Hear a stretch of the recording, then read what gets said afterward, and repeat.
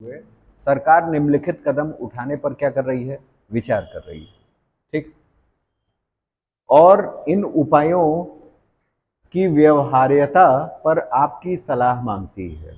ठीक, कि क्या कितना उचित है, क्या उचित नहीं है। पहला क्या, निजी वाहनों के इस्तेमाल को हतोत्साहित करने हेतु प्रति परिवार एक वाहन की सीमा निर्धारित करना, रोड टैक्स में भारी बढ़ोतरी करना और नए वाहनों की खरीद पर क्या करना, रोक लगाना। ठीक है ना। इसमें यह कह दिया गया है कि निजी वाहनों के इस्तेमाल को क्या करना, हतोत्साहित करना। ठीक है ना, क्लियर। हम लोग इसको क्या करें, हतोत्साहित करें। कैसे करें, प्रति परिवार एक वाहन की सीमा निर्धारित करना।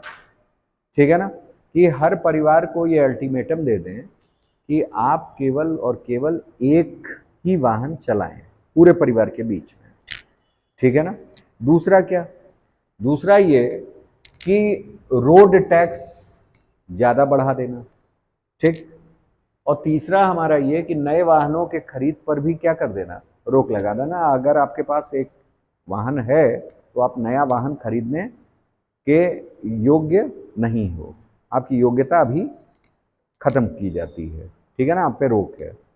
चलिए, दूसरा दिया हुआ है, महानगरों में सामानों की आपूर्ति करने वाले सभी बाहरी वाहनों का प्रवेश निषेध करना।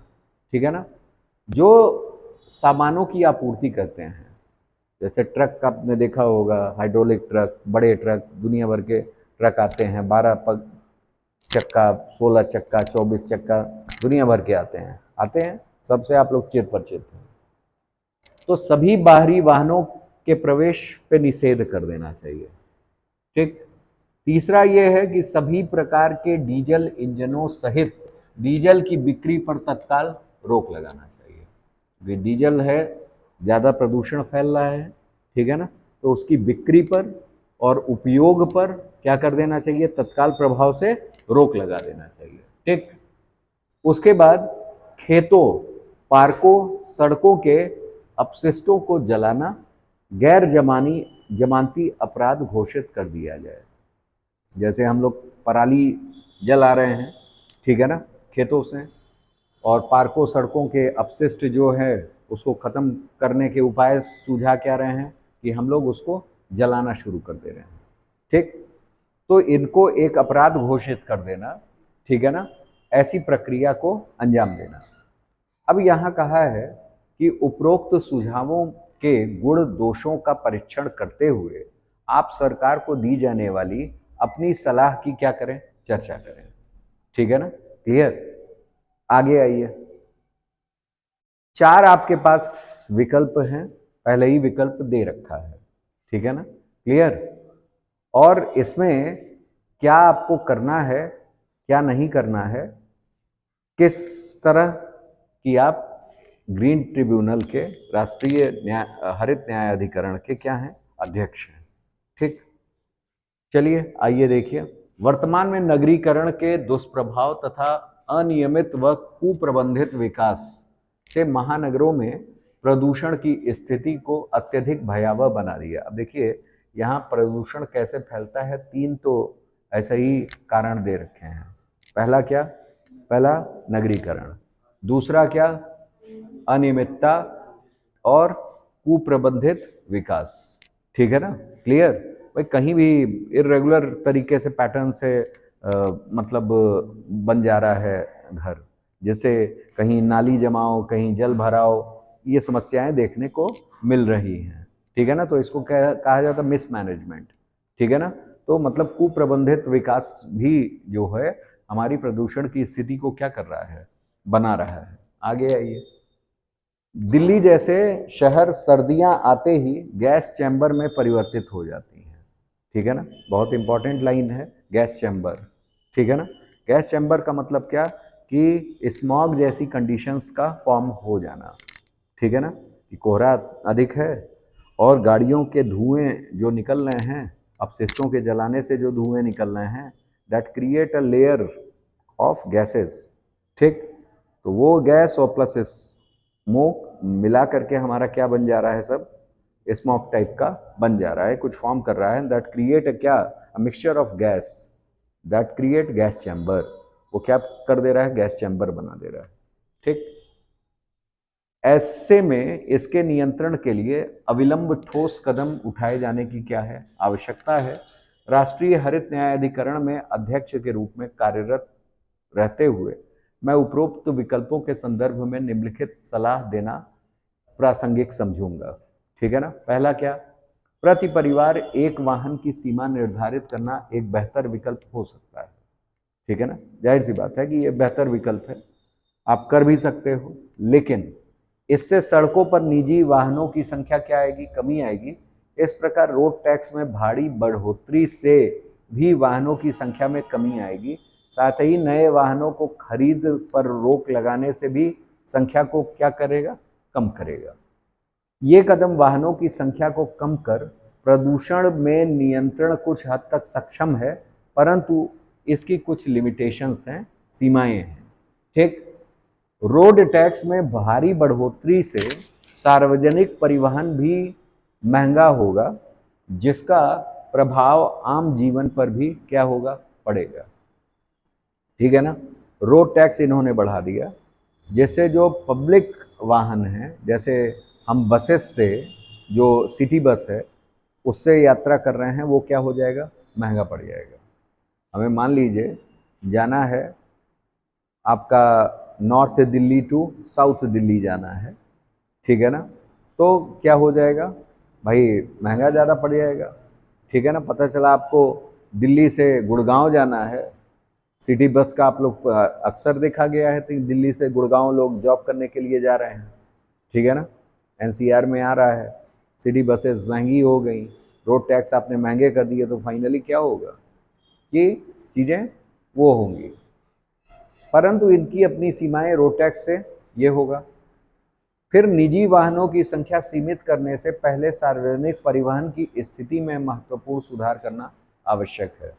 मतलब क्या कि ऐसा कोई उपाय सुझाइए कि रोड टैक्स बढ़े लेकिन सार्वजनिक वाहनों के टैक्सेस में क्या हो, छूट हो।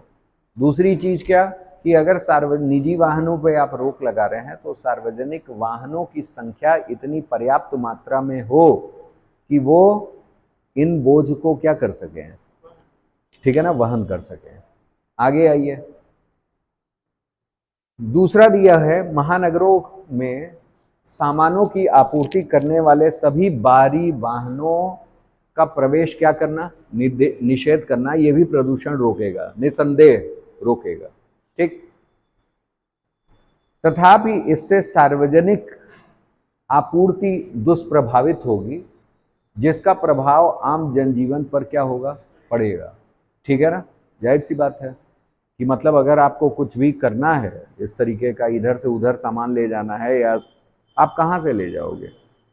ठीक है ना भाई, निजी वाहन से ही ले जाते थे, पता चला उन सब पे रोक लग गई, भारी वाहनों पे रोक लग गई, निजी वाहनों पे भी रोक लगा हुआ है, तो आप क्या बस से ढो करके ले जाओगे, ऐसा तो पॉसिबल है नहीं। ठीक है ना, क्लियर। सभी प्रकार के डीजल इंजनों सहित डीजल की बिक्री पर तत्काल रोक लगाने से प्रदूषण तो नियंत्रित होगा, परंतु यह एक व्यावहारिक कदम होगा, क्योंकि वर्तमान में डीजल इंजन पर वाहनों की निर्भरता काफी ज्यादा है, और इसलिए बेहतर होगा कि क्रमिक रूप से कमी करते हुए ई वाहनों के प्रयोग को क्या किया जाए, प्रोत्साहन किया जाए। ठीक है ना। आप देख भी रहे हैं कि ई वाहन के लिए सरकार क्या कर रही है, प्रोत्साहन दे रही है, सब्सिडी दे रही है, फेम इंडिया कार्यक्रम चलाई है, जिसके तहत क्या ई वाहनों पर छूट दी जा रही है। लेकिन इसका मतलब ये नहीं कर दिया है सरकार ने कि डीजल पे एकदम तत्काल प्रभाव से क्या कर दिया है, रोक लगा दिया है कि नहीं आप गाड़ी नहीं चला सकते हो, सारे डीजल वाहनों को बंद कर दीजिए, पेट्रोल वाहनों को बंद कर दीजिए, अब केवल इलेक्ट्रिक वाहन चलेंगे, ऐसा तो नहीं है। ठीक है ना, कोई भी प्रभाव एक दिन में नहीं आता है, धीरे धीरे उसके असर आते हैं। ठीक है ना, परिवर्तन एक दिन में नहीं हो सकता है। ठीक, आगे आइए, खेतों, पार्कों, सड़कों के अपशिष्टों को जलाने की गतिविधियों को गैर जमानती अपराध घोषित होना चाहिए। ठीक, प्रदूषण नियंत्रित करने में सहायता मिलेगी, क्योंकि प्रदूषण का एक बड़ा कारण अपशिष्टों को क्या करना है, जलाने से निकलने वाला धुआं है। परंतु इसमें भी बदलाव के लिए क्रमिक प्रयास किए जाने की आवश्यकता है। एकाएक आप वो भी नहीं कर सकते हो, ठीक है ना, क्लियर। इसे एक संगीन गैर जमानती अपराध घोषित कर देना। इससे अतिरिक्त प्रदूषण नियंत्रण के कुछ अन्य उपाय भी किए जा सकते हैं, वो निम्नवत हैं, जैसे सार्वजनिक परिवहन की स्थिति में सुधार, ठीक है ना, क्लियर। उसे विश्व स्तरीय बनाना, ताकि लोग सार्वजनिक परिवहन का प्रयोग करने के लिए क्या हो, प्रेरित हो, ठीक है ना। पहला क्या, अब जैसे आप देखे हो कि जो हमारी सिटी बसेस चल रही हैं, वो उबड़ खाबड़ बिल्कुल एकदम, आप समझिए कि रोडें सबसे पहले आप देख लीजिए, उस रोडों पे आप सार्वजनिक वाहन तो हैं, चलिए आप निजी वाहन से चलते हो तो थोड़ा जर्क कम लगता है, लेकिन सार्वजनिक वाहन से चल लीजिए तो आपका हाजमा खराब हो जाएगा, है कि नहीं है। इतना उछाल रहेगा कि मतलब कभी सर टकरा जाए, ठीक है ना, क्लियर। कभी पता चला अचानक से कोई ब्रेक लगा रहा है तो आप सीधे बाहर चले गए, ऐसी स्थिति भी है भाई, ठीक है ना, क्लियर। एक दिन का वाकया मैं भी ये बता रहा हूँ, शेयर कर रहा हूँ कि ऐसे ही गर्मी का मौसम, हम बैठे हुए, हमने कहा कि भाई गर्मी है, चलो जूता निकाल देते हैं, ठीक। काफ़ी देर से जूता पहने हुए थे, आराम से थोड़ा बैठ जाते हैं रिलैक्स मोड में। अचानक से ब्रेक लगा और वो जूता सरकते हुए बाहर, समझ रहे हैं, कंडक्टर बोल रहा है किसका जूता है, समझ रहे हैं। तो वो कंडीशंस जो है, एक तो आपत्तिजनक हो जाती है, अपमानजनक अलग, ठीक है ना, कि लो भैया किसका जूता टहल रहा है, ठीक है ना, बाहर की ओर जा रहा है, ठीक है ना, क्लियर। हमारा ही जूता, हम ही अपरिचित हैं, ठीक। तो ये कंडीशंस जो आती हैं, ये सार्वजनिक वाहनों की ही है, ठीक है ना, क्लियर। तो उसमें क्या होना चाहिए, प्रॉपर सुधार होना चाहिए, विश्व स्तरीय बनना चाहिए, ठीक। कि भाई अगर अंदर का सामान है लुढ़कते जा भी रहा है तो कहीं स्टॉपेज बना हो, ठीक है ना। जैसे आप लोगों ने जनसेवा देखी होगी, शताब्दी देखी होगी, तो वो विश्व स्तरीय बनाने का एक प्रयास है, ठीक है ना, क्लियर। लेकिन आप ये सार्वजनिक परिवहन, ठीक, आप देख लें, ठीक, फेयर कम है, लेकिन क्या है, असुविधाएं भी ज़्यादा हैं, ठीक है ना। और जहाँ फेयर ज़्यादा है वहाँ सुविधाएं थोड़ी बहुत हैं, ठीक, लग्जरियस है। तो वही चीज़ें हैं कि सार्वजनिक परिवहन का प्रयोग करने के लिए प्रेरित हों लोग, ठीक। अपने निजी वाहन को छोड़ें, कहें कि भाई सरकार ने बड़ी अच्छी सुविधाएं दी हैं, इलेक्ट्रिक बसेस चलाई हैं, ऐसी बसेस चलाई हैं, आजकल इलेक्ट्रिक बस भी चल रहा है, तो हमारे गोरखपुर में ही देख लीजिए कि इलेक्ट्रिक बसेस चल रही हैं, AC कंप्लीट है और जर्कलेस हैं, बहुत अच्छी गाड़ी है, उस पर यात्रा सुखद भी होता है, ठीक है ना, क्लियर। अयोध्या में भी है, ठीक। तो हर महानगरों में जो भी शहर बड़े बड़े हैं, उनमें क्या ऐसी चीज़ों को प्रोत्साहित कर रहे हैं, जिससे कि लोग वाकई में उसका आनंद भी लेना चाहते हैं, प्रेरित हो रहे हैं, ठीक है ना। दूसरा हमारा क्या है कि हरित तकनीक को बढ़ावा देना, इस क्षेत्र में अनुसंधान एवं शोध को क्या करना, प्रेरित करना, ठीक है ना। हरित तकनीक, हम लोग इकोलॉजी पढ़ ही रहे हैं, इन्वायरमेंट पढ़ ही रहे हैं, और उसमें क्या, इस क्षेत्र में अनुसंधान और शोध को क्या करना, प्रेरित करना, ठीक है ना। कम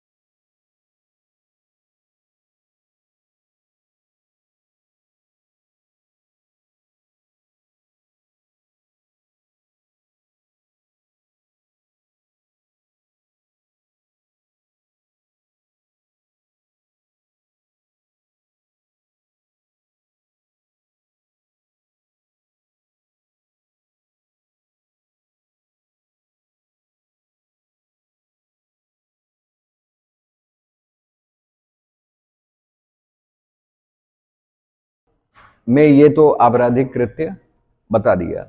फिर दिया है निजी अस्पतालों की मनमानी एवं अमानवीय व्यवहारों के लिए प्रभावी नियम कानूनों के साथ साथ सक्षम नियामक संस्थाओं का अभाव जिम्मेदार है।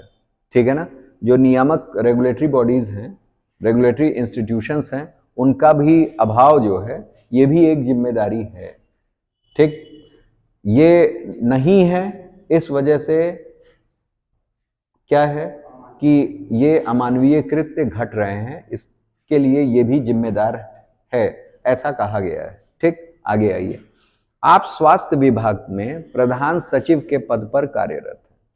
ठीक है ना, स्वास्थ्य विभाग है, उसमें सबसे बड़े अधिकारी आप हैं, सेक्रेटरी पद पर हैं, प्रधान सचिव हैं।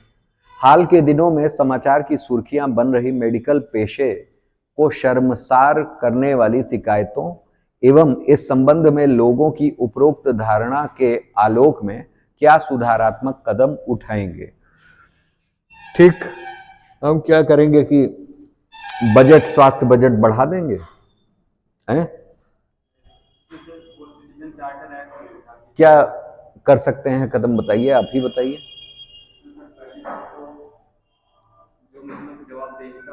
हाँ, और मतलब एक निस्तारण बनाना चाहिए उनको, मतलब कह सकते हैं संस्था ऐसी रहे कि अगर कोई शिकायत लेके जा रहा है तो उसको निस्तारण करने की, जैसे जीआरएस पोर्टल की तरह, मतलब त्वरित निस्तारण का वो मतलब कार्य, उनके ऊपर कोई मतलब ग्रेवियंस एड्रेसल सिस्टम रहे। चलिए, और जांच करता रहे कि हाँ ये सही है कि, अच्छा, निगरानी करता रहे, सर्विलांस सिस्टम रहे। और साथ ही साथ मतलब जो चार्जेस वगैरह हैं वो मतलब न्यायपूर्ण और उचित लगाया जाए, ये ना हो कि मतलब मनमानी बोल रहे हैं कि जितना चार्ज है उतना लगाया, तो इसका एक रेट फिक्स हो। ये भी सही है। और बताइए भाई, आप तो उस फील्ड में हैं, आप बताइए। सर, सरकार को सर जो सरकारी जो है उसको उन्नत बनाना चाहिए ताकि लोग निजी की तरफ ही ना जाए। बिल्कुल सही, ये भी एक वो है। और जैसे निजी हॉस्पिटल जो है उसमें लोग ज़्यादा जा रहे हैं और वहाँ पर जाकर भी ज़्यादा बढ़ाया जा रहा है, तो सरकारी हॉस्पिटल में जो है गवर्नमेंट वाले में अगर व्यवस्था देखा जाए, अपना कर्तव्य जाए, अच्छे से किया जाए, तो प्राइवेट में जाने की कोई ज़्यादा जरूरत नहीं होगी। सारे जितने भी सुविधाएं अवेलेबल कराया जाए प्राइवेट। सही है, इन्हीं वाली बात है। और सर जैसे कि सर सबके साथ समान व्यवहार किए जाए, ये नहीं कि हाँ जो पहले पैसा आ रहा है दे रहा है, वाले गरीब है वो लाइन में लगा हुआ है, कोई पैसे नहीं सीधे जा रहा है, ये सब चीजें ना हो, जो इमरजेंसी है उसको किसको पहले देखा जाए। चलिए देख लेते हैं, आपके भी कुछ विचार हैं? नहीं हैं? चलिए, आपके भी हैं कुछ? हैं? नहीं? चलिए, आइए भाई, सबसे पूछ लेना अनिवार्य है, अनिवार्यता हमारी है भाई, सबकी स्थितियां जाननी चाहिए कि सबके विचार क्या क्या हैं। ठीक है ना, चूंकि अंततोगत्वा सॉल्व आप ही को करना है, हम तो बता देंगे भाई कैसे कैसे क्या है। आइए देखते हैं। देश में सार्वजनिक चिकित्सा व्यवस्था की बदहाल स्थिति लोगों को निजी चिकित्सकों और अस्पताल की शरण में जाने को मजबूर करती है। ठीक, निजी अस्पतालों की मनमानी, ठीक, आपको पहले ही लिख दिया है क्या, सार्वजनिक चिकित्सा व्यवस्था की बदहाल स्थिति, इसका मतलब क्या कि उस स्थिति को सुधारना है, पहले तो यही करना है। ठीक है ना, क्लियर? और निजी चिकित्सकों और अस्पतालों की शरण में जाने को मजबूर है। निजी अस्पताल की मनमानी से पूरा देश भली भांति परिचित है। इनका एकमात्र उद्देश्य लाभ कमाना है और जनता की सेवा से इनका कोई सरोकार नहीं है। ये अस्पताल सामान्य से रोगों के लिए भी अत्यधिक क्या करती है, चार्ज करती है। ठीक है ना, अत्यधिक क्या करती है, महंगी दवाइयां और अनावश्यक जांच, गैर जरूरी होने पर भी सर्जरी तथा आईसीयू में रोगी को भर्ती कर एक मोटी रकम वसूलने का मौका नहीं छोड़ती, मतलब मौका लाती हैं, ये भुनाती हैं। ठीक, किससे? पहले तो महंगी दवा होगी, अगर आपकी इस छोटी सी दवा से काम चल जाता है तो जो उनके द्वारा पेड कंपनी होगी, फार्मास्यूटिकल इथिक्स उस दिन हम लोग पढ़े थे, ठीक है ना, तो उसमें जो कंपनी होगी जो ज़्यादा पैसा दी है उसकी दवाइयाँ क्या करते हैं, चलवाते हैं। महंगी होने के साथ साथ वो दवाइयाँ इनके अनुकूल होती है जिससे कि इनका बैग क्या होता है, बढ़ता है। ठीक, दूसरी चीज क्या है कि अनावश्यक जांच लिख देंगे, ठीक है ना। दर्द रहेगा केवल और केवल सर में, वो पूरे शरीर का जांच करवा देंगे कि पैर के कारण जो है वो सर में दर्द है, और जो पेट भी खराब दिख रहा है वो उसके कारण भी सर दर्द हो रहा है, ठीक है ना। आंख तो आपकी प्रभावित है, इस वजह से भी सर दर्द हो रहा है, तो मतलब 3-4 अंग को प्रभावित बना देंगे उसके अलावा, ठीक। और फाइनली गैर जरूरी होने पर भी क्या कर देंगे, सर्जरी कर देंगे, ठीक है ना। कहेंगे कि सर दर्द प्रॉब्लम था यहाँ पेट से, कि सर्जरी होने लगी पता चला इधर किडनी निकाल ली है, यही सब होता है, ठीक है ना। तो ये अच्छा, आईसीयू में भी कैटेगरी बनाए हुए हैं। आप बड़े अस्पतालों में चले जाएं और निजी अस्पतालों में, तो वहां जो है क्या कैटेगरी बनाए हैं, एक MICU बनाए हैं, एक SICU बनाए हैं, हाँ, न्यूनेटल का NICU, कई ICU बनाए हैं भाई, कैटेगरी वाइज ICU, और सब ICU के अलग अलग चार्ज हैं, और उनका एकमात्र उद्देश्य ये है कि चरणबद्ध तरीके से ICU से ये बाहर निकालते हैं। सबसे पहले एकदम क्रिटिकल ICU में ले जाते हैं, उसके बाद थोड़ा सा मरीज दिखाते हैं कि ठीक हुआ, उसके बाद थोड़ा मीडियम वाले ICU में ले जाते हैं, उसके बाद हल्के ICU में ले आकर के मरीज को बाहर करते हैं। तो मतलब उन्होंने ICU के कैटेगरी बनाई है। जो क्रिटिकल ICU होगा तो उस ICU में चार्ज ज्यादा, फिर मीडियम में जा उससे कम, और फिर इससे कम, और फिर बाहर निकाल दिया, ठीक है ना।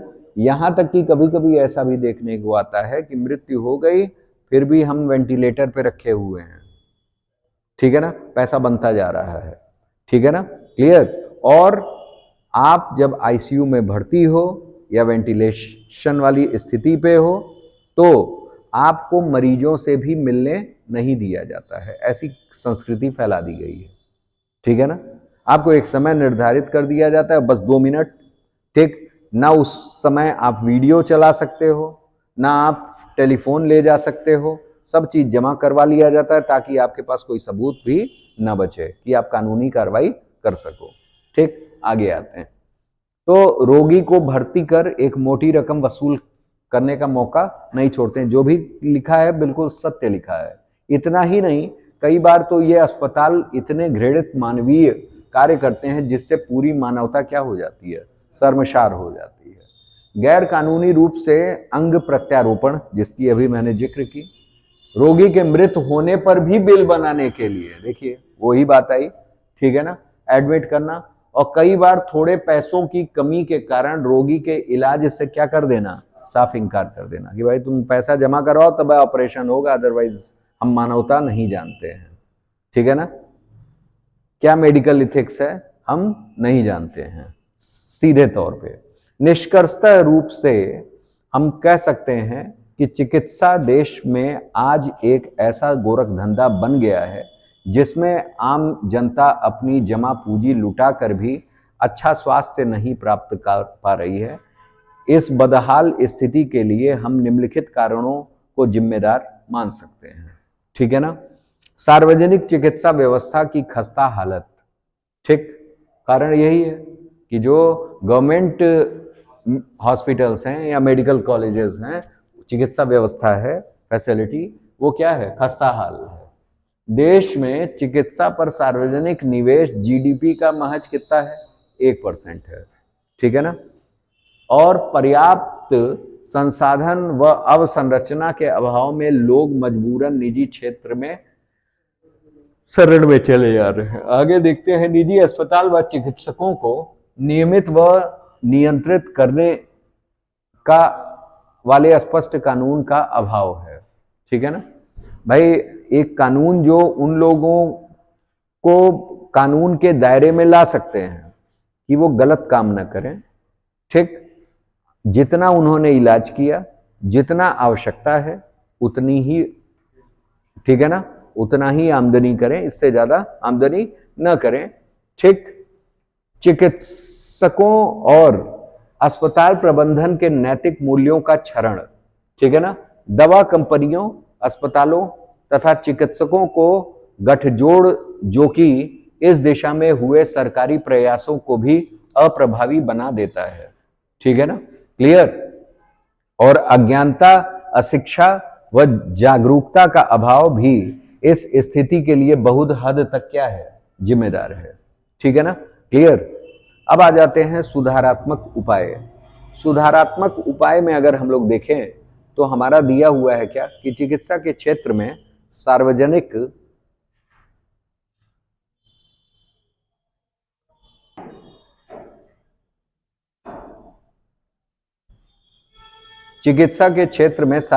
निवेश क्या किया जाए, बढ़ाया जाए। मतलब आपने देखा होगा कि जब से कोरोना आया है तब से स्वास्थ्य बजट पे आवंटन ज्यादा हुआ है, एलोकेशन ज्यादा हुआ है। ठीक, तो जाहिर सी बात है कि वहां सार्वजनिक निवेश भी क्या किया जा रहा है, बढ़ाया जा रहा है। लगातार नए नए मेडिकल कॉलेजेस खोले जा रहे हैं। ठीक है ना, सुविधाएं अत्याधुनिक ले आई जा रही हैं। ठीक है ना, क्लियर। इस संबंध में हाल ही में नीति आयोग द्वारा अपने विजन पत्र में दिए गए सुझाव क्या हैं, महत्वपूर्ण है। निजी अस्पताल की कार्यप्रणाली के संबंध में एक बेहतर विनियामक तंत्र का निर्माण किया जाए। विनियामक संस्था पर्याप्त शक्तिशाली हो, राजनीतिक हस्तक्षेपों से मुक्त हो और इसमें सभी हितधारकों की भागीदारी हो, विशेष रूप से आम जनता और इस क्षेत्र में कार्य करने वाले एनजीओ की। ठीक है ना, क्लियर। विनियामकों द्वारा पारदर्शिता पर बल दिया जाना चाहिए। ठीक, अस्पतालों को स्पष्ट रूप से अपने चिकित्सा प्रणाली के मानक दरों की चर्चा करनी चाहिए। साथ ही विभिन्न प्रकार के अस्पतालों में खर्चों की एक प्रामाणिक दर होनी चाहिए। इनमें विचलन तार्किक होना चाहिए। ठीक है ना, और विनियामकों द्वारा मानक दरों से विचलन के संबंध में निरंतर जानकारी प्राप्त की जानी चाहिए। ठीक है ना, जो भी मतलब रेगुलेटरी बॉडीज हों, ठीक है ना, प्रॉपर वे में उनसे अगर दरों में विचलन हो रहा है, डेविएशन हो रहा है, जैसे इनकी दवा कंपनी है, इनकी दवा कंपनी है, दोनों के उसमें अगर रेट समानता नहीं है, ठीक है ना, क्लियर, तो उन रेट इसी को क्या कह रहे हैं, विचलन कह रहे हैं, डेविएशन कह रहे हैं। ठीक है ना, तो उस डेविएशन को क्या करना, समाप्त करना। ये रेगुलेटरी जो नियामक होंगे उनके कार्य होने चाहिए। आगे दिया हुआ है, सरकार द्वारा चिकित्सा बीमा तंत्र को प्रभावी व मजबूत बनाए जाने की क्या है, आवश्यकता है। जो चिकित्सा तंत्र हमारा मेडिकल सिस्टम है उसको मजबूत बनाए जाने की बात कर रहा है और पश्चिमी देशों के मॉडल को अपनाए जाने की बात की है। ठीक है ना, क्लियर। चिकित्सा के नाम पर अमानवीय कृत्यों में संलिप्त अस्पतालों व चिकित्सकों के विरुद्ध क्या होनी चाहिए, सख्त कार्रवाई होनी चाहिए। ठीक है ना, क्लियर। तथा इसके लिए एक निश्चित समय सीमा क्या होनी चाहिए, तय की जानी चाहिए। इसके संबंध, इस सरकारी प्रयासों के संबंध में जागरूकता फैलाए जाने की आवश्यकता है। ठीक है ना, जो भी सरकारी प्रयास किए जा रहे हैं उसके संबंध में क्या किए जाए, जागरूकता फैलाई जाए। सबसे बढ़कर यह समझने की आवश्यकता है कि चिकित्सा महज एक व्यवसाय नहीं बल्कि मानवता की क्या है, सेवा है। ठीक है ना, मानवता की सेवा है। चिकित्सकों को भगवान का रूप दिया गया है। ठीक है ना, अतः चिकित्सकों में प्रारंभ से ही चिकित्सा नैतिकता के अनुरूप अभिवृत्तिक बदलाव के प्रयास किए जाने चाहिए। इस अभिवृत्ति को चिकित्सीय शिक्षा के अभिन्न अंग के रूप में स्थापित किए जाने की आवश्यकता है। ठीक है ना, जैसे सिविल सर्विसेज है, सिविल सर्विस में सिविल सर्वेंट्स जो हैं, अगर उनके नैतिक मूल्यों का पतन हो रहा है तो उन्हें क्या पढ़ाया जा रहा है, एथिक्स पढ़ाया जा रहा है, ताकि वो एथिक्स का एक पेपर क्वालिफाई करें। उनको कम से कम ये पता रहे कि क्या करना उचित है और क्या करना अनुचित है। इसी तरह मेडिकल स्टूडेंट्स जो हैं या प्रारंभ से ही मेडिकल एथिक्स का ज्ञान देना चाहिए और शिक्षकों में ये जागरूकता फैलानी चाहिए कि उनके द्वारा किया गया कार्य उचित है या अनुचित है, और अनुचित होने पे उन्हें दंडात्मक कार्रवाई का सामना करना पड़ सकता है। क्यों? क्योंकि चिकित्सा पेशा जो है एक बहुत पवित्र पेशा है और डॉक्टरों को भगवान का दर्जा दिया गया है, ठीक है ना। और ऐसा करना क्या है भाई, कानूनन अपराध है और नैतिकता पूर्ण भी नहीं है कहीं से, ठीक है ना। क्लियर? तो ये चीजें हैं। आगे आइए। आगे दिया है, आप रक्षा मंत्रालय में सैन्य साजो सामान की खरीद के मामले में वरिष्ठ अधिकारी हैं, ठीक है ना। क्या है? वरिष्ठ अधिकारी हैं। क्या हुआ? हाँ, वरिष्ठ अधिकारी हैं।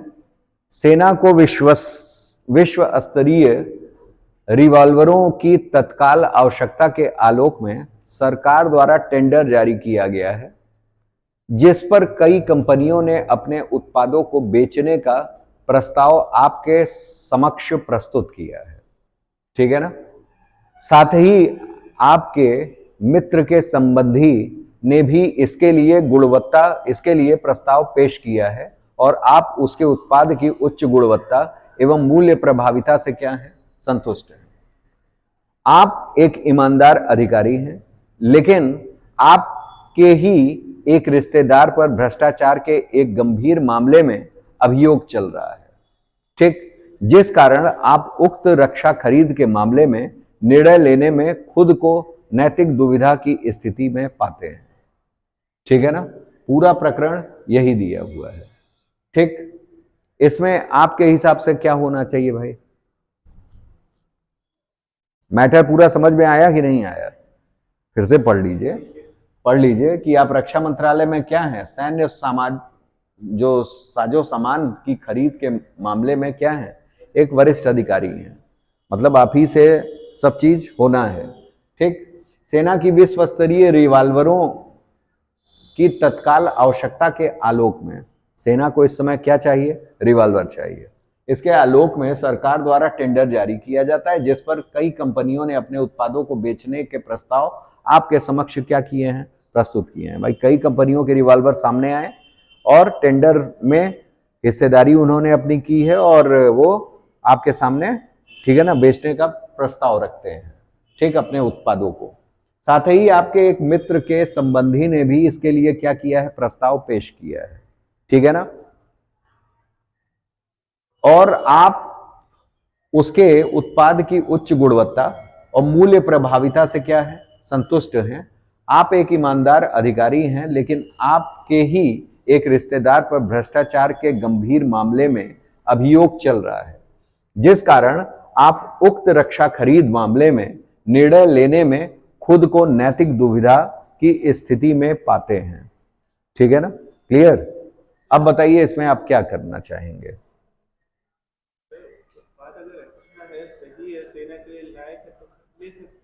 दी गई परिस्थिति में मुख्य रूप से 4 हितधारक हैं। पहला, सेना, ठीक। दूसरा क्या? विभिन्न कंपनियां जिन्होंने टेंडर भरा है।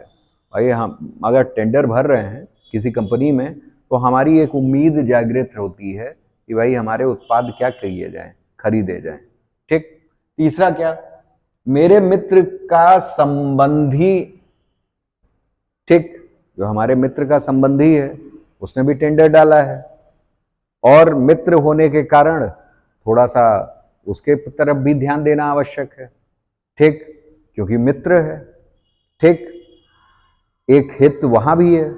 तीसरा चौथा हित, रक्षा मंत्रालय के द्वारा इस खरीद के लिए नियुक्त वरिष्ठ अधिकारी के रूप में मैं, ठीक है ना, मुझे वरिष्ठ अधिकारी घोषित किया गया है और सारे खरीद फरोख्त का मसला मुझे से ही सॉल्व होना है, ठीक है ना। क्लियर?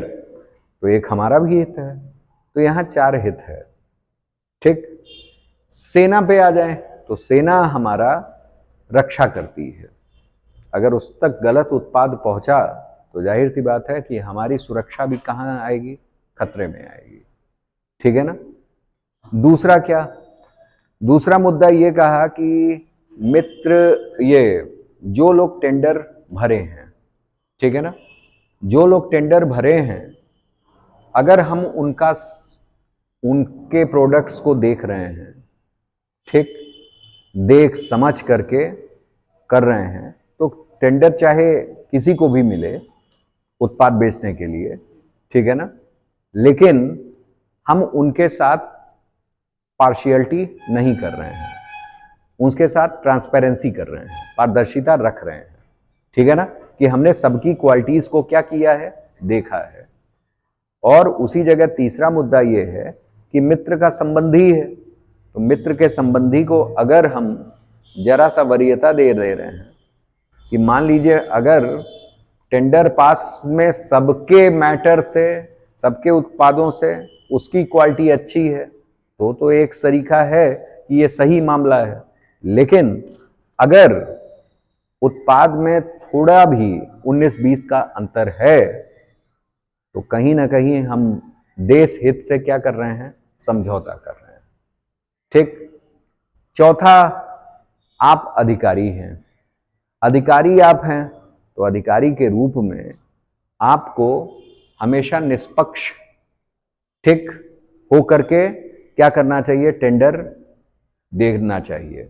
दूसरा क्या, आपके देश के रक्षा व्यवस्था अर्थात सेना के प्रति जवाबदेही तय होती है अगर आपको अधिकारी बनाया गया है, ठीक है ना, आपको अधिकारी बनाया गया है, तो जाहिर सी बात है कि आपकी उत्तरदायिता और आपकी जवाबदेही दोनों ही क्या होती है, ठीक है ना, क्लियर।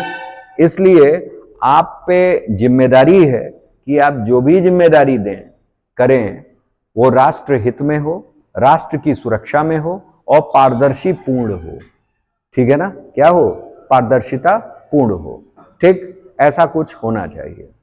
अब आते हैं एक एक मुद्दों को हम लोग देख लेते हैं। दिया है, उक्त परिस्थिति में प्रमुख नैतिक दुविधा मेरी सत्यनिष्ठा पर प्रश्न चिन्ह उठने की है, क्योंकि मेरे मित्र के संबंधी ने टेंडर भरा है और यदि उन्हें ये टेंडर प्राप्त होता है तो कुछ लोगों द्वारा आपत्ति उठाई जा सकती है। ऐसी स्थिति में जबकि मेरे रिश्तेदार पर भ्रष्टाचार के मामले में अभियोग चल रहा है, तो इस बात को और तूल दिए जाने की क्या है, संभावना है, ठीक है ना, क्लियर।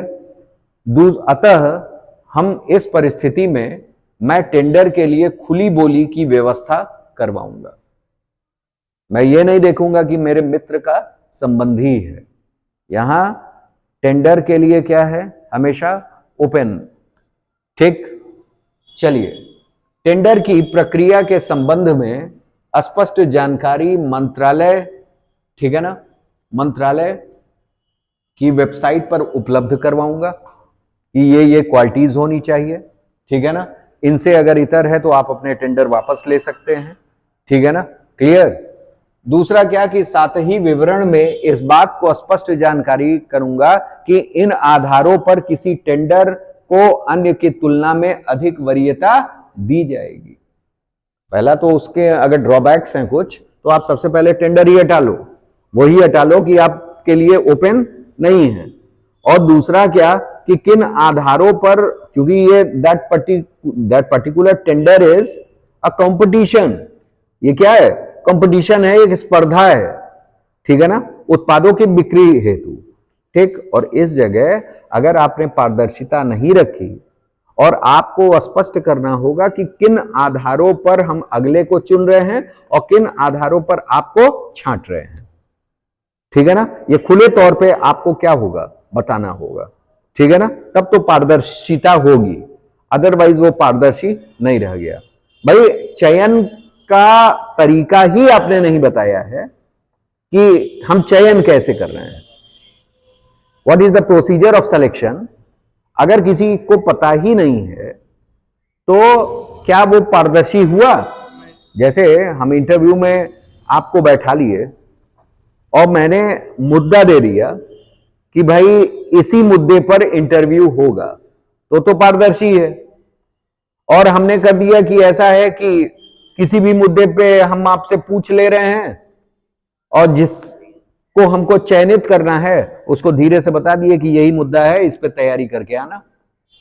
तो कहां पारदर्शी रह गया, ठीक है ना। तो ओपन अगर है, ठीक, तो हमें विवरण की स्पष्ट जानकारी देनी पड़ेगी। आगे आइए, इसके साथ ही एक विशेषज्ञ समिति जिसके रक्षा तकनीक से जुड़े लोग हों का निर्माण करूंगा, जो रिवॉल्वर की गुणवत्ता, मूल्य प्रभाविता की निष्पक्ष जांच कर प्रस्तुत रिपोर्ट करेंगे। इस रिपोर्ट के आधार पर जिस कंपनी का टेंडर देने की अनुशंसा की जाएगी, मैं उस कंपनी के टेंडर दिए जाने की अनुशंसा करूंगा। अनुशंसा यानी रिकमेंडेशन, ठीक है ना, क्लियर। रिकमेंडेशन किया जाता है, ठीक। सबसे पहले क्या होगी, क्वालिटी देखी जाएगी, ठीक। क्वालिटी के बाद क्या देखा जाएगा, मूल्य देखा जाएगा कि कम मूल्य, ठीक, और ज्यादा क्वालिटी, ठीक है ना, क्लियर। निष्पक्ष जांच कराया जाएगा, क्वालिटी प्रोडक्ट है कि नहीं, ठीक। और फिर फाइनली क्या किया जाएगा, उसका रिकमेंडेशन दिया जाता है। रिकमेंडेशन मिला, देन हम भी उसको क्या कर देंगे, रिकमेंड कर देंगे, ठीक। इन आधारों पर यदि मेरे संबंधी की कंपनी पात्र होती है तो मैं उसे ही टेंडर दिए जाने की अनुशंसा करूंगा, अन्यथा नहीं करूंगा, ठीक है ना, क्लियर। दूसरा ये कहा है कि भविष्य में इस टेंडर को लेकर कोई आरोप न लगे तथा अन्य कोई विवाद न रहे, इसलिए इस टेंडर के लिए विभिन्न कंपनियों द्वारा भरे गए विवरणों की जानकारी मैं मंत्रालय की वेबसाइट पर उपलब्ध करवाने का क्या करूंगा, प्रयास करूंगा, ठीक है ना, क्लियर। क्या करूंगा, प्रयास करूंगा, ठीक है ना। तो ओवरऑल हमारा यही चीज है, ठीक, जिसके बारे में हमको समझना है। इस प्रकार एक स्पष्ट व पारदर्शी प्रक्रिया के माध्यम से मैं सैन्य खरीद के कार्य को पूर्ण करूंगा ताकि भ्रष्टाचार या विवाद का कोई भी संभावना न रहे, ठीक, क्लियर। चलिए, ये आपका क्या हुआ, समाप्त हुआ। एक और है हमारा, इसे भी देख लेते हैं। एक बड़े निजी स्कूल में 5 साल के एक मासूम की हत्या के मामले में, ठीक है ना, जांच एजेंसी ने उसी स्कूल के एक किशोर छात्र को अभियुक्त पाया है, ठीक है ना। आरोपी छात्र किशोर एवं वयस्क अवस्था की दहलीज पर खड़ा है। पीड़ित पक्ष की मांग है कि आरोपी को वयस्क मानते हुए उस पर दंडात्मक कार्रवाई की जाए, ठीक। जबकि आरोपी पक्ष एवं कई मानवाधिकार संगठन की मांग है कि उसे किशोर मानते हुए उदार एवं सुधारात्मक कार्रवाई की जाए, ठीक है ना, क्लियर। यह मामला जुवेनाइल कोर्ट में आपके समक्ष विचार के लिए आता है, जहां आप क्या हैं, न्यायाधीश हैं, ठीक है ना, क्लियर। उक्त मामले में निर्णय में आप किन किन पक्षों पर ध्यान देंगे और क्यों, ऐसे हादसों के लिए आप किसे उत्तरदायी मानते हैं, ठीक है ना, क्लियर। जानिए, जैसे जीवन की अवस्थाओं के बारे में देखें तो हमारे जीवन में 4 अवस्थाएं हैं। पहला क्या, पहला चाइल्डहुड, ठीक है ना। दूसरा हमारा क्या, दूसरा हमारा एडोलिसेंट स्टेज, ठीक है ना, जिसको हम लोग किशोरावस्था कह रहे हैं, ठीक है ना, जुवेनाइल भी कहते हैं, ठीक। तीसरा हमारा क्या है, तीसरा हमारा युवा, यूथ, ठीक है ना, जिसको हम लोग एडल्ट कह रहे हैं, वयस्क अवस्था। और चौथा हमारा वृद्ध, वो भी वयस्क में ही शामिल होते हैं, ठीक है ना। कई किताबों में इस तरह से इसका वो है कि सबसे पहले हमारा क्या होता है, जो हमारे नवजात होते हैं, दूसरा हमारा बाल्यावस्था, तीसरा हमारा एडोलिसेंट स्टेज जिसको हम लोग जुवेनाइल कह रहे हैं, और चौथा हमारा एडल्ट, ठीक है ना, क्लियर। ये 4 अवस्थाएं हैं। एडोलिसेंट स्टेज जो होता है, there are maximum number of sexual changes, ठीक है ना, क्लियर। लैंगिक कई बदलाव जो हैं इस स्टेज में आते हैं, किशोरावस्था में। इस अवस्था में व्यक्ति को, ठीक है ना, चेतन अवस्था पे अगर देखा जाए, ठीक है ना, तो मानसिक स्थिति वो नहीं होती है जो एक वयस्क की होती है, ठीक है ना, समझ विकसित नहीं होती है, ठीक है ना, क्लियर। ये हम लोग किसके बारे में जान गए, ये हम लोग अवस्थाओं के बारे में जान गए कि अवस्था क्या क्या है। बाल्यावस्था आप लोग जान ही रहे हैं, वो तो बिल्कुल अबोध है, ठीक है ना, क्लियर? आगे आइए, अब हमको मैटर के बारे में जानना है कि क्या मैटर है और मैटर के मामले में हम लोग करेंगे क्या, जो अगर आप जुवेनाइल जज हैं तो, ठीक है ना, उस कोर्ट में। हाल के ही दिनों में किशोरों के हिंसक प्रवृत्ति में काफी क्या आया है, उभार देखने को मिल रहा है। ठीक, नोएडा में एक 12वीं कक्षा के बच्चे ने कक्षा के बच्चे की हत्या कर दी, ठीक है ना।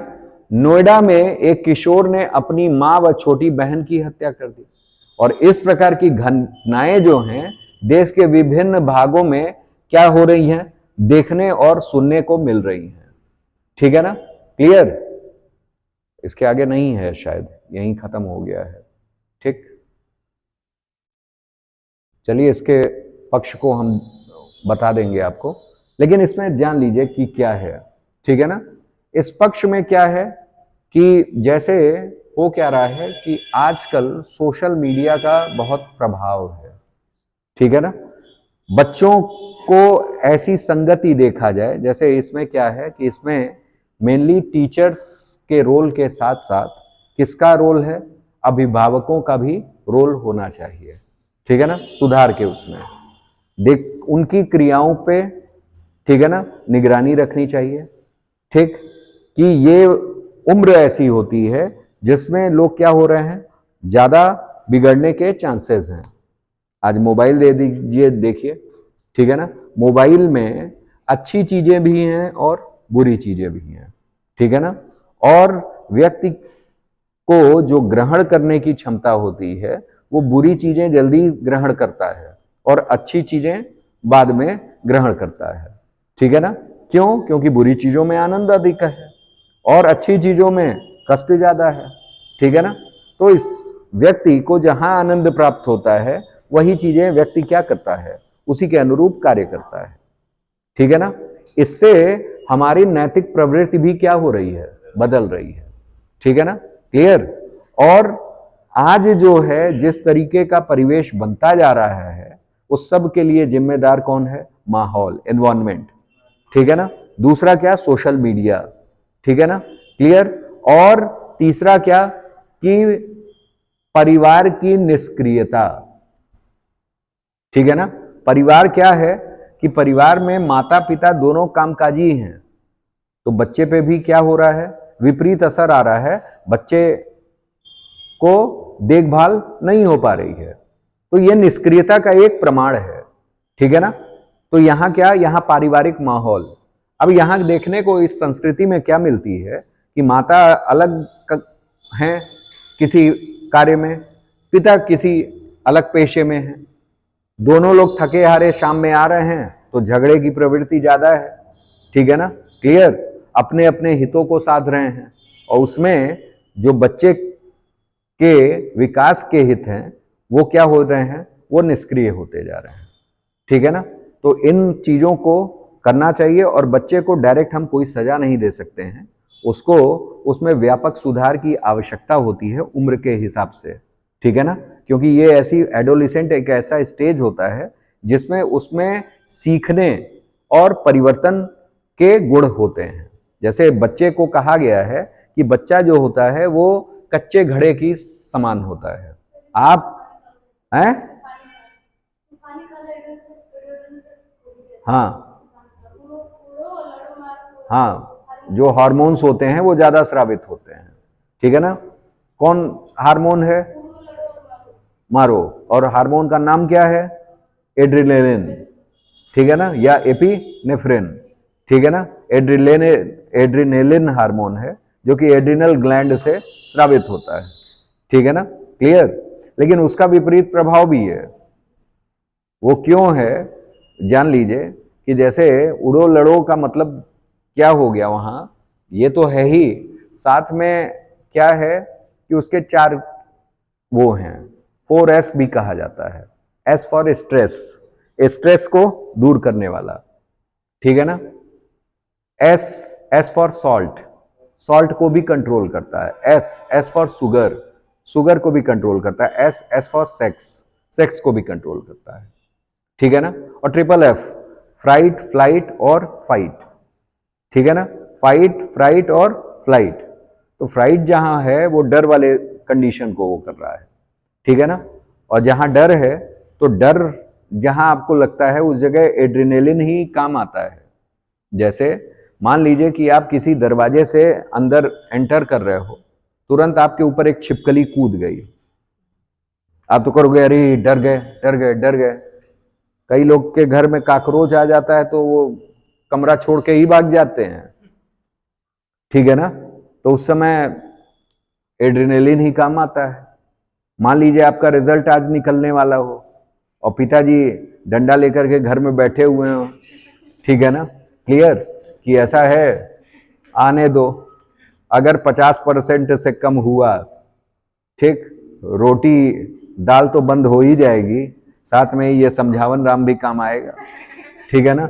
अब आप डरे जा रहे हो तो उस ऐसी परिस्थितियों से भी कौन लड़ रहा है, एड्रेनलिन लड़ रहा है, ठीक है ना। आप घने घनघोर घटा जंगल में चले गए, काली रात है, ठीक, आपके साथ जो थे परिवार वाले वो भी दूर चले गए। मान लीजिए कि आप गांव के बारात में चले गए हैं और गांव के बारात में आप चले गए हैं और कहीं अचानक आपका कोई कॉल आ गया, ठीक, कॉल हमेशा धोखा देता है, ठीक है ना, क्लियर। आप कॉल करते करते जब कॉल करते हैं, कोई व्यक्तिगत कॉल होता है तो आप कोने, आप देखिए किसी को भी देखिए वो दूर भागेगा, ठीक है ना। तो दूर भाग गए आप, पता चला बारात आगे बढ़ गई, आप घनघोर जंगल में अकेले, ठीक, जाते जाते अचानक पीपल का पेड़ और कुछ आवाजें अच्छी अच्छी आने लगी, ठीक है ना। अब उस समय आपको सूझ नहीं रहा है क्या, अब आप, ठीक है, आपने वो भी कर लिया। जब आपने वो कंडीशन कर ली, हनुमान जी भी मदद करने को नहीं आए, ठीक, तो उस समय कोई और काम नहीं आएगा, उस समय कौन काम आएगा, एड्रेनलिन आएगा, ठीक है ना। एड्रेनलिन हार्मोन इसी वजह से नाम रखा गया है, ठीक है ना, उड़ो और लड़ो, ठीक है ना, क्लियर। तो ये कंडीशंस होती हैं, ठीक है ना। इसी वजह से FFF हार्मोन और 4S हार्मोन एड्रेनलिन को कहा गया है, SSS और 4F, ठीक है ना, 3F और 4S, 4S, S for salt, S for sugar, S for stress और S फॉर सेक्स, ठीक है ना। ये 4 S हैं और F में 3, फाइट, फ्लाइट और फ्राइट, FRIGHT, फ्राइट, ठीक है ना, फाइट, फ्लाइट और फ्राइट। तो ये ध्यान में रखिएगा। और पूछा भी जाता है which one is alarming hormone, ठीक है ना, अलार्मिंग रिएक्शन होता है भाई इसमें, तो ये हार्मोन है। हार्मोन्स के बारे में बहुत कायदे से जानिए, ठीक है ना, ये बड़ा इंपॉर्टेंट प्रश्न है, पूछा जाता है, ठीक है ना, क्लियर। तो खैर इस मुद्दे में यही है कि उसको जुवेनाइल कोर्ट में क्या मिलेगा कि उसको कहा जाएगा कि ऐसा है कि उसको बाल सुधार केंद्र में ले जाया जाए और उसे कुछ ऐसी ट्रेनिंग्स दी जाएं, ठीक है ना, क्लियर। और उसके बाद जो है कुछ समय के लिए, ठीक है ना, मतलब कुछ सजा ऐसी नहीं कि जो अलग वयस्क कैदियों को दी जाती है, सुधार की तरह, ठीक है ना, जिससे कि उसका भी पूरा जीवन बचा पड़ा है, ठीक है ना, वो अपने में सुधार लाए, ठीक है ना, और क्या हो, आगे वो अपने जीवन को सुचारू रूप से चला सके, ठीक है ना। ऐसी कुछ व्यवस्था की जानी चाहिए, ठीक, इसे वो कीजिएगा।